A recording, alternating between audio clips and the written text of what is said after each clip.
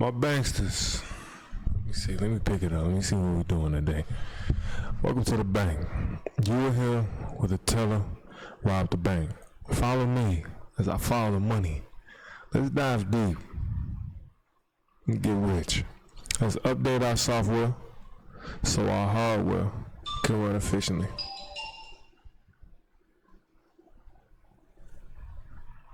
My bad. That's business. What I say? What I end with? I'll start it all over. My banksters. Welcome to the bank. You are here with the teller. Rob the bank.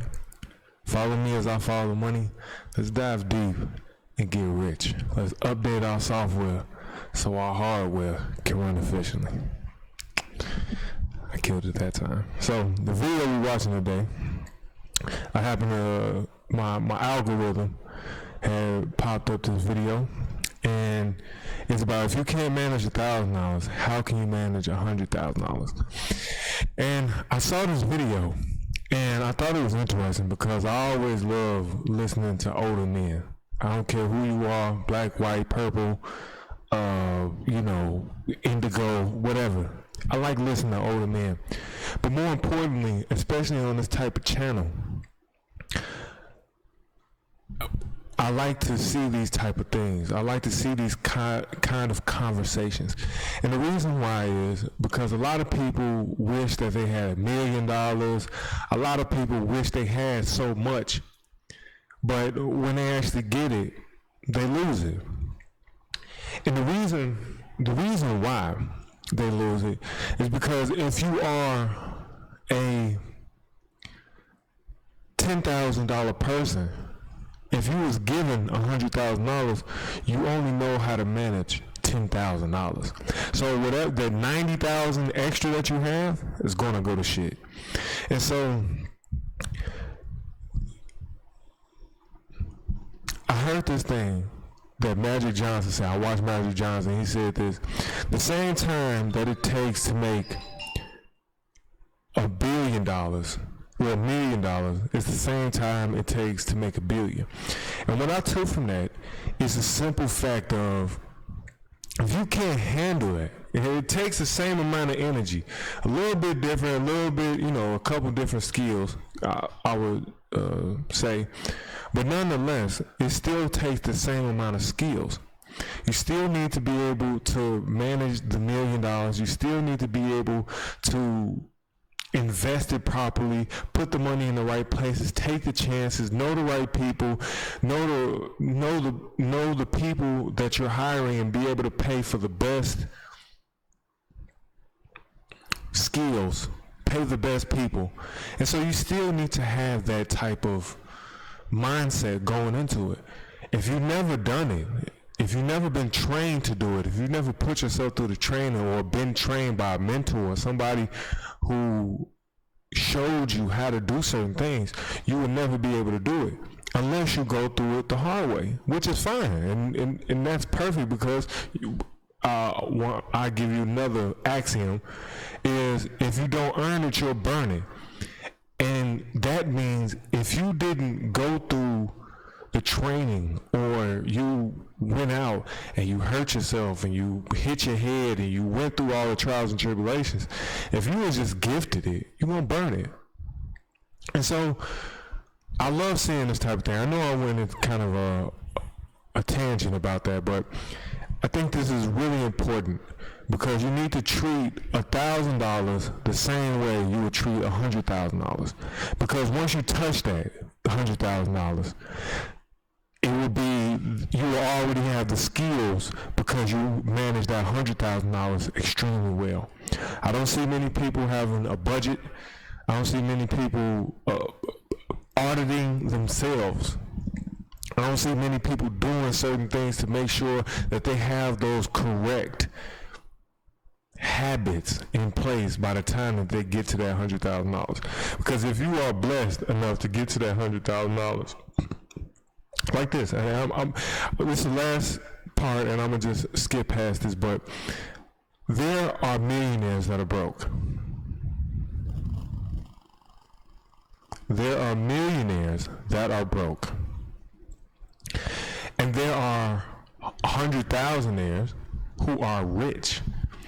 And when I say that, I mean their expenses outperform their income. You're upside down. You're in the red.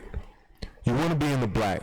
You want to be where your income 2 times, 3 times, 4 times, 5 times, 10 times your expenses. And with that, you can be able to play a whole different game than a lot of people. Because I think I did this video before. Alex Becker said the person who can delay the gratification as long as possible, those are the people who win.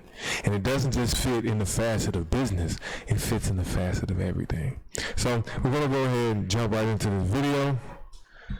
And I'm going to take some notes and let's go.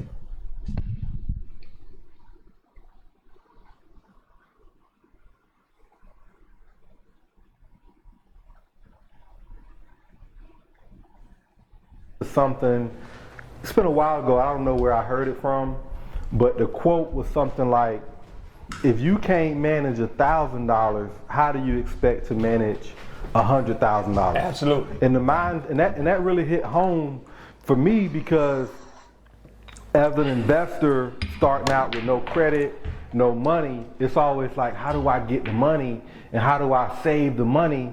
But I had to really figure out the difference.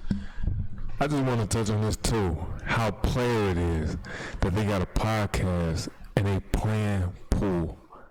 I think that's player. Yeah, I gotta give him credit what Cuz do.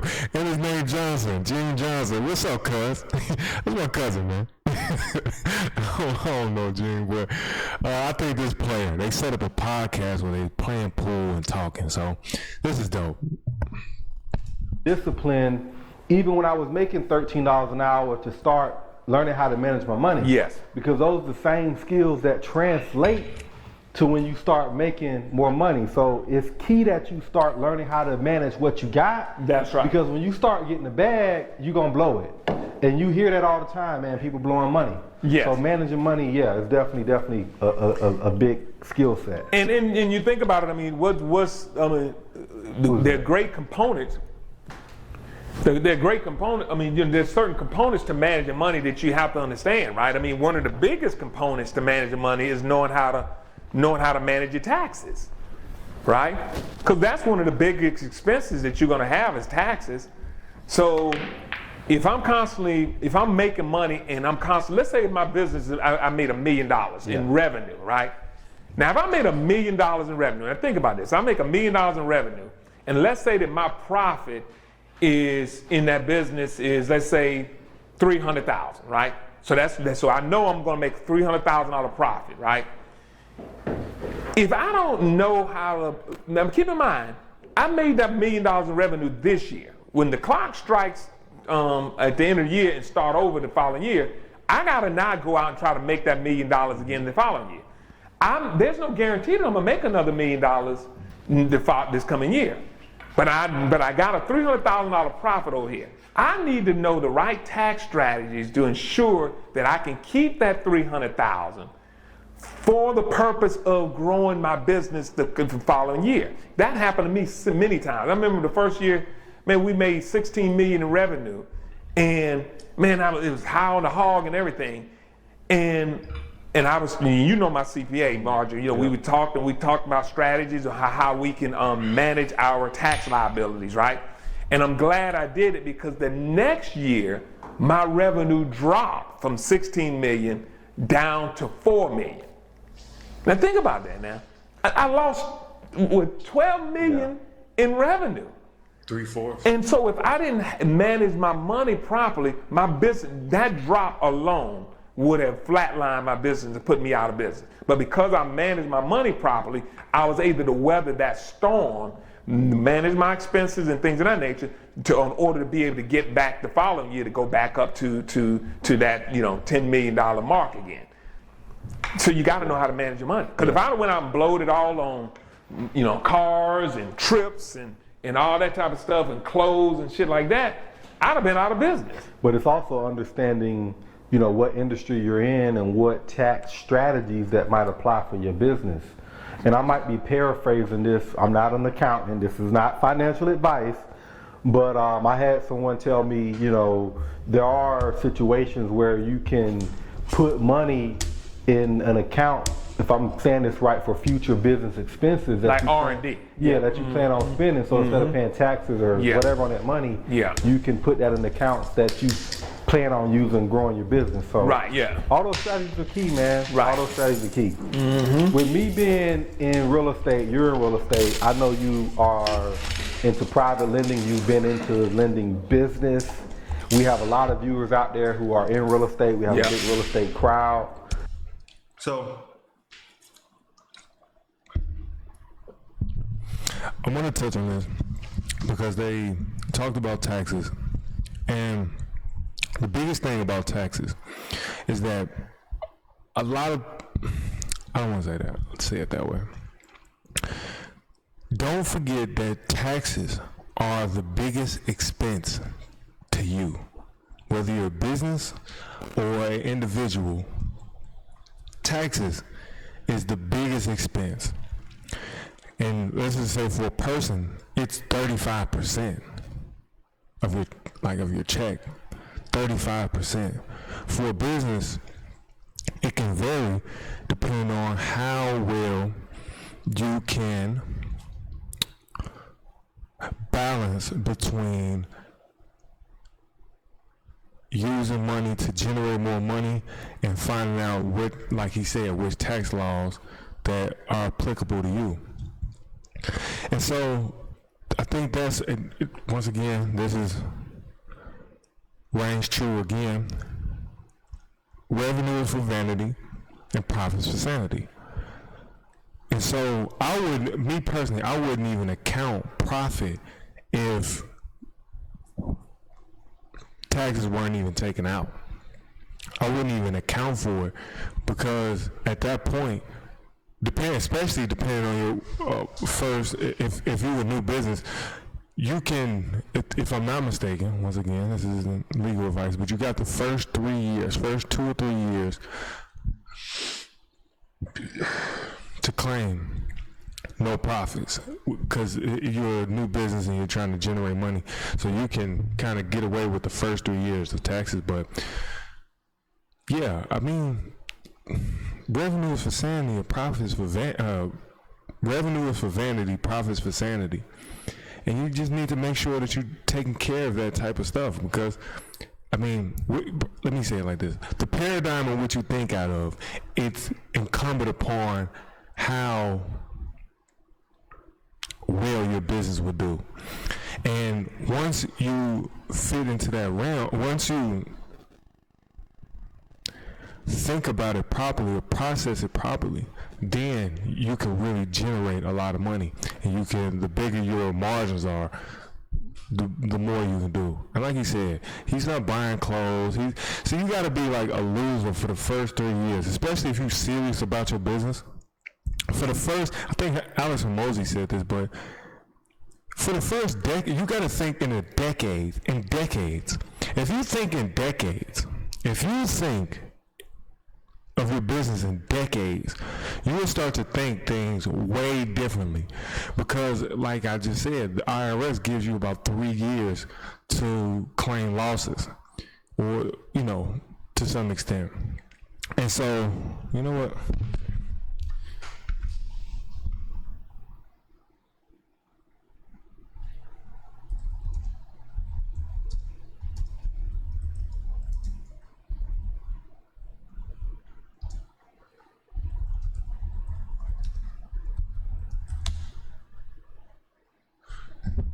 Yeah, okay, I was right.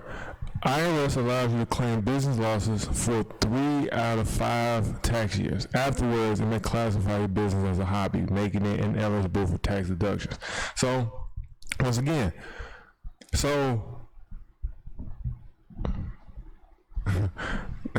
I'm like Joe Biden, I forgot where I was going with this. Oh, man. Damn. I don't know. But yeah. Oh, that's what I was saying. So once you think in decades, you can take the first 3 to 5 years to be able to take losses and put all that money back into it. Because after that, then the business is going to hockey stick. Because it's going to be flat. I mean, you might get a little blip and then go back, or a small plateau and then be even. But for the most part, you're going to hockey stick. You're not going to rocket ship, you're going to hockey stick. And so once you think about business in decades, then you can start to and managing a business is it's not all about managing money. It's about managing time and about managing energy. That's the biggest part that most people get wrong when it comes to entrepreneurship, is that you're more in control of your time, energy, and money. And once you can put your energy and your time into certain leverage points that's going to give you a lot more leverage, then that's when you can see better profits or better, revenue and generating more money. But until then, you're not going to see much. So yeah. I want to really dig into like building wealth and some alternatives that people may have not thought about when it comes to investing in real estate. Because a lot of people think like, oh, you got to have all the money to buy property cash, or you got to have a big down payment. But there are other ways that you could participate in real estate. And one of those ways that you're helping people do that is through private lending. Let's talk about the private lending a little bit, man, and dig into that and uncover some of the things that you're doing and how it can help us as a people grow and build our businesses and build our wealth. Well, I mean, I think it's on me or you. It's on you. It's on you. Yeah. I don't think most of us. I think private lending is one of those areas of. I got to take a little time to talk a little shit. Cuz, Gene Johnson, come on, baby. I'm trying to come play, man. I'm trying to come win some ass in this pool game, man.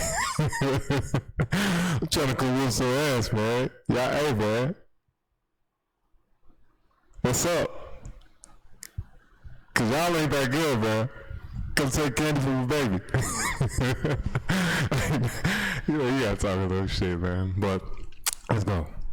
Okay. Did you mean to do that? That was. No, he didn't mean to do that. He didn't. That was just happened to fall in. Watch this bank shot. Right. Oh shit.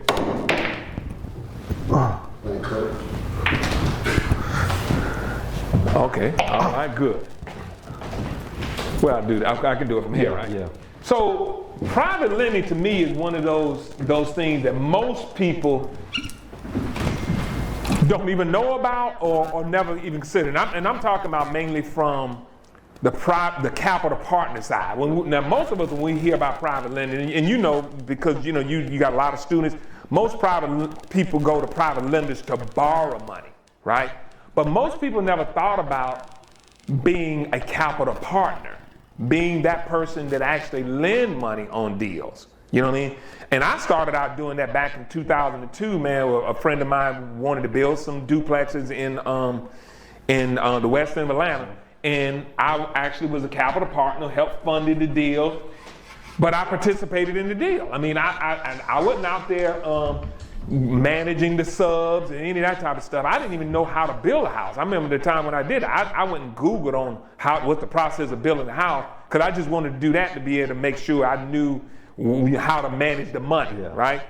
But a capital partner or a private lender, you can actually be that person. I can partner with you on a deal. Basically, put the capital into the deal or a portion of the capital. Or in most cases, as a private lender, I'm putting in the larger portion of the deal. Okay. But it's your deal, right? You found the deal, you managing the deal, you working the deal. But as a private lender, if you, let's say, for example, you brought the land, you paid $70,000 for the land, but you need $300,000 in construction, I'm going to actually fund the $300,000 in construction.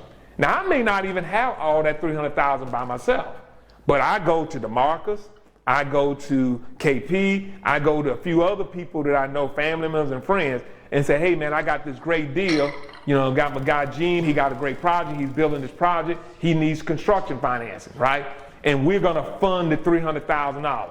Now I'm not gonna give you the $300,000 of, all at once. I'm gonna give it to you in a drawdown schedule, right? So you go do the work, you put in a draw, and I give you the $300,000 portion, piecemeal it to you that way, which protects my leverage, right? That protects us, our leverage. But now I'm in the deal, into that deal with you. I mean, I'm getting a good interest rate, more than I'm getting at the bank. I'm probably, bank giving me less than 1%. So in this case, I'm getting 8 to 12% return on my money, which is secured by the real estate project.